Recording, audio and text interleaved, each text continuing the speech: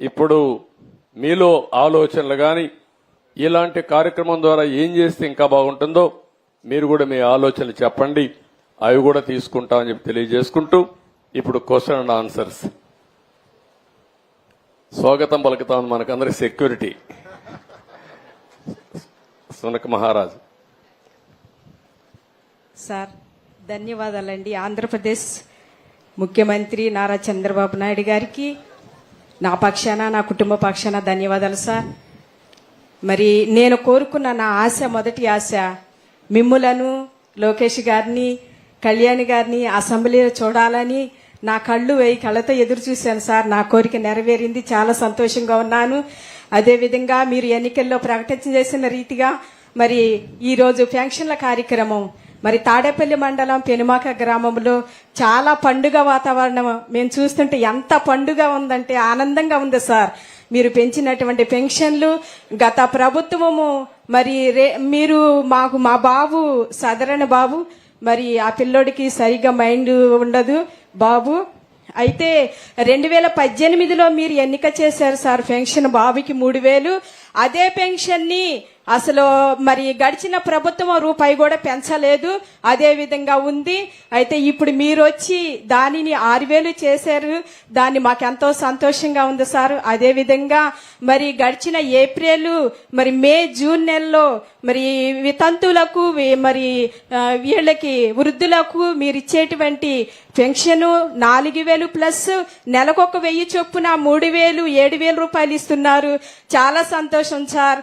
మరి మిగతా వాళ్ళకు కూడా మీరు ఎంతగానో సహాయపడుతున్నారు. అంతే మాకు చాలా ధన్యవాదాలు. ఆనందంగా ఉంది, ఏం చెప్పాలి కూడా అర్థం కాని పరిస్థితి. ఎంత దగ్గరగా మిమ్మల్ని చూడటం ఇది మొదటిసారి, నేను మాట్లాడటం కూడా మొదటిసారి. నాకెంత ఆనందంగా ఉందంటే మాటలు కూడా రాని పరిస్థితి. అయితే మరి ఆ సైకో పోవాలి సైకిల్ రావాలనేటువంటి విధానంలో అప్పుడు అడిగిన రీతిగా అలాగే జరిగింది, సంతోషంగా ఉంది నాకు. మరి మీరు వయసుకి సంబంధం లేకుండా మీరు చేసినటువంటి త్యాగము ఎంతో గొప్పది సార్. మరి మేమైతే ఇళ్లలో ఫ్యాన్ల కింద కూర్చొని మీరు చేసేటువంటి ప్రసంగాలు చూస్తే చాలా ఏడుపు వచ్చేది, బాధ కలిగేది. అదొకటను సార్. నాకు మరి జగను సిద్ధం సభలో చెప్పాడు ఏమనంటే మళ్ళా మన ప్రభుత్వమే వస్తుంది, మళ్ళా మనమే మళ్ళీ గెలుస్తాము, మనకే ఇదంతా. అయితే ఇక్కడ రాజధాని ఉండదు, విశాఖపట్నం మారుతుంది అన్నప్పుడు నేను రోజంతా ఏడ్చాను సార్. విశాఖపట్నం మారిస్తే మా భవిష్యత్తు ఏమవుతుంది? ఇక్కడ మేము కూడా ల్యాండ్ కూలింగ్ ఇచ్చాం పొలము, మరి మా పిల్లల భవిష్యత్తు ఏమవుతుంది? ఈ రాజధాని తరలిపోతే అమరావతి రాజధానిగా లేకపోతే ఏమవుతాం మేమంతా అని నేను ఏడ్చాను సార్. అదే విధంగా ప్రతిదినము మీకు వరకు మరి అధికారుల కొరకు మీ కొరకు నేను ప్రార్థన చేస్తూ ఉంటాను. మీకు మంచి ఆరోగ్యం ఇవ్వాలని దేవుడు, మీరు బాగుండాలి, మంచి పరిపాలన కావాలని ఆశిస్తున్నాను సార్. అదే విధంగా మరి గత ప్రభుత్వం చేసినటువంటి విధానములో ఆరోగ్యశ్రీ పథకం కూడా మరి సరిగ్గా కొనసాగలేదు. ఇదిగో ఇక్కడ ఈ అధికారి దగ్గరికి వెళితే ఏం చెబుతున్నారంటే మీకు చక్కగానే ఉంటుంది పొమ్మ చూసుకుంటారని చెబుతున్నారు, కానీ అక్కడికి వెళ్తే సరిగ్గా పని చేయట్లేదు, మీకు ఆరోగ్యశ్రీ అందట్లేదు, ఇది చెల్లదు అని చెబుతున్నారు. అలాంటి పరిస్థితిలో అసలు చాలా బాధపడేటువంటి విధానంలో గడిచిన ప్రభుత్వము మేము అనుభవించినటువంటి కష్టాలు బాధలు మాట్లాడుతుంటే ఎక్కడ చూసినా గొడవలు తగాదులు, ఏది మాట్లాడాలన్నా ఇరుగు పొరుగు వారితో మాట్లాడాలన్నా ఆ ప్రభుత్వం వారు చూసి చూడనట్టు మాట్లాడతాం, తగాదులు గొడవలు సార్. అయినా కూడా సర్దుకుపోయి మీరు రావాలని సంతోషంతో, మీరు రావాలని ఆనందంతో కోరుకున్నాము. అదే రీతిగా మీరు వచ్చారు సార్, చాలా ఆనందము. నా పేరు పద్మ సార్, నెమలకంటి, మా బాబు రాజేష్. అయితే నువ్వేం చేస్తావమ్మా? నేను హౌస్ వైఫ్ నే సార్. మీ ఇంట్లో ఎవరు ఉంటారమ్మా? బాబు, పెద్ద బాబు, నేను, మా హస్బెండ్ సార్, నలుగురు ఉంటాము. మీ పెద్ద బాబు ఏం చేస్తాడు? నువ్వేం చేస్తావు బాబు?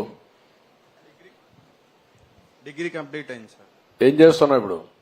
ప్రస్తుతానికి ఖాళీగానే ఉంది. ఏదో ఒకటి చేయాలి కదా. నేను ఒకటే, ఎవరు ఖాళీగా ఉన్నామనే మాట చెప్పకూడదు, మీరు ఎత్తుక్కోవాలి. అవసరమైతే అందుకే స్కిల్ డెవలప్మెంట్ కూడా మీకు పోవద్దయా, పంపించేస్తారా, చిన్నగా జరుపుకోమంటున్నా. ఆయన ఇది చేయడం లేదు. నేనేమంటున్నానంటే నీ శ్రేయోభిలాషిగా మీ కుటుంబం పెద్దగా చెప్తున్నా, రాష్ట్రమే నా కుటుంబం అనుకుంటున్నా కాబట్టి మీ కుటుంబ పెద్దగా చెప్తున్నా, మీరందరూ కూడా ప్రయోజకులు కావాలి. చాలా అవకాశాలు ఉంటాయి ఇక్కడ. నువ్వు బాగా, ఇప్పుడు తమ్ముడు బాగాలేడు, ఓకే, నేను 6000 రూపాయలు ఇస్తున్నాను, మీ అమ్మా నాన్న ఉన్నారు. నువ్వు లైఫ్లో సెటిల్ అయ్యి కనీసం అమ్మా నాన్న చూసుకునే పరిస్థితిలో ఉండాలి. అది నువ్వు చేయాలి. ఏముందమ్మా మీకు ఆస్తి ఏమైనా ఉందా? మైకేమా? మా అత్తగారు మా మామగారు అప్పుడు పేదరికంలో వాళ్ళు కష్టపడి ఉద్యోగం చేసి వర్క్ షాప్ లో సంపాదించినటువంటి పొలము ఒక 55-60 సెంటు పొలం ఉంది సార్ ఇక్కడే. దానినే ల్యాండ్ కూలింగ్ ఇచ్చాము. ఇప్పుడు మేమందరం కష్టపడే పని చేసుకుంటాం. మాకు ఎలక్ట్రికల్ సామాన్ తయారవుతాయి సార్. మేము కంపెనీ ఉంది ఇక్కడే పెనమాకులోనే. మా హస్బెండ్ అదే పని కొనసాగించుకుంటాం. కంపెనీలో పని చేస్తారా? కంపెనీ ఉందమ్మా? కంపెనీ ఉంది సార్. పని చేసుకుంటానే ఉంటాము. ఏ పని చేస్తారు మా దాంట్లో? ఎలక్ట్రికల్ సామాన్ తయారవుతాయి సార్. కరెంటు బాక్సులు తయారవుతాయి. కరెంటు బాక్సులు పెట్టి వైరింగ్ లాగుతాం కదా దాంట్లో నుంచి, అది మ్యానుఫ్యాక్చరింగ్. బాబు ఎందుకు పని చేయడు అక్కడ? బాబు కూడా చేస్తాడు ఖాళీగా ఉన్నప్పుడు. బాబు మొన్నటి వరకు పేటీఎం లో చిన్న జాబ్ చేసుకున్నాడు. అది కొంచెం ఇబ్బందికరంగా ఉందని మానేశాడు. చూసుకుంటున్నాడు బయట ఇంకొక జాబ్ కూడా. అదే అందుకే ఇప్పుడు మనం స్కిల్ డెవలప్మెంట్ కూడా పెట్టామ్మా. ఇలాంటి పిల్లలందరూ అక్కడ కానీ స్కిల్ డెవలప్మెంట్ కి పోయి అమరావతిలో ఎలాంటి అవకాశాలు వస్తాయో అవన్నీ చూసుకోగలిగితే దానికి కావాల్సిన స్కిల్ కూడా నేర్చుకుంటే ఎక్కువ ఆదాయం వస్తుంది. నువ్వు అన్నట్టు